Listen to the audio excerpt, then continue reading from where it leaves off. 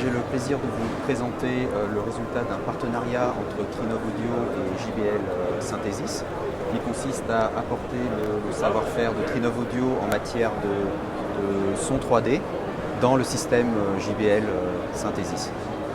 Donc c'est une collaboration qui a été initiée il y a à peu près un an, suite à la révolution qu'on a connue sur le marché du home cinéma. Donc à partir de octobre 2014, on a vu arriver tous les nouveaux formats de son 3D et ça a été une véritable révolution.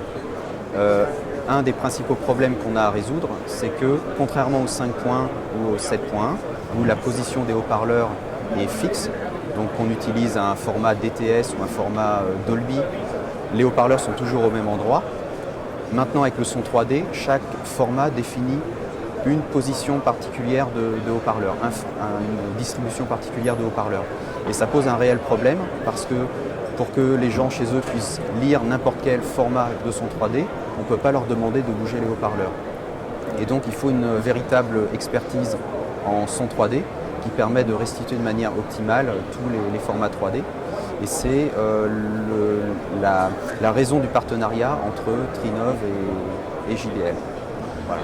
Alors les capacités du processeur lui-même? Alors les capacités du processeur, il y a une particularité sur ce processeur, c'est qu'on n'utilise pas de puce, on n'utilise pas de DSP, on utilise directement un PC.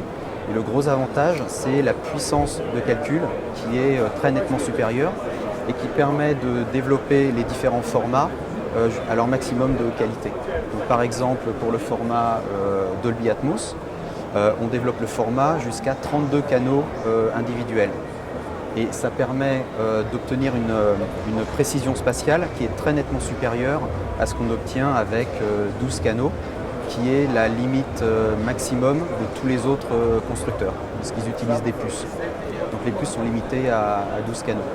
Et l'avantage, c'est que grâce au son objet, c'est-à-dire c'est un son dont on peut contrôler les déplacements sur les haut-parleurs, donc plus on utilise de haut-parleurs, plus les mouvements du son vont être précis.